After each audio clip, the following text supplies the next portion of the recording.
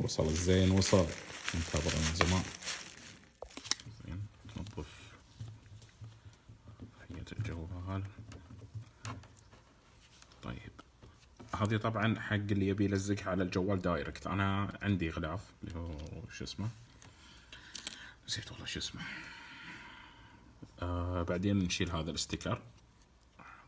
ايوه حلو. طيب نحاول نحن نجيب السيدة، نضغط بقوة. المفروض ان احنا نخليه تقريبا ساعة. طبعا بعد ما ركبنا القطعة الحين، هذه طبعا القطعة تتسكر وتنفتح.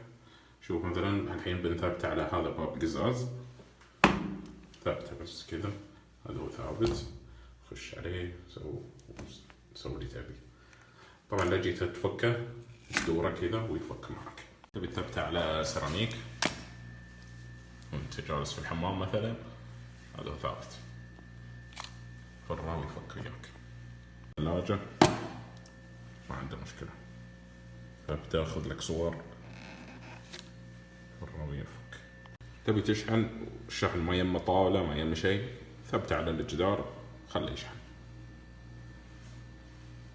فاو خشب عادي ثبته، ما قاعد يجينا ثبته هنا، مو بلازم يمسك كامل.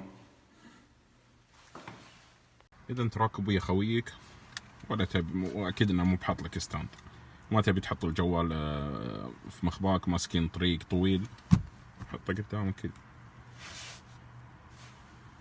تبي تحطه على الباب ثبته كذا حتى يلقط لك صور من برا. حط على القزازة اللي قدام ذي، ما يمنع تصور لو في مطر ولا شيء كذا، تشوف ان المطر ينزل عليك. ترى اللقطات تاخذ فنية. حتى هنا بس انا عشان هذه القزازة صايرة مقعرة، مو بلازق فيها مقعرة يعني مايلة كذا. اخيرا وليس اخرا، نشوف هذه القطعة اللي ورا هذه تنصفط زين، تقدر تسكر فيها كذا، وتقدر تستخدمها كستاند. حطها كذا بس. تبي تتفرج شغل وسع صدرك.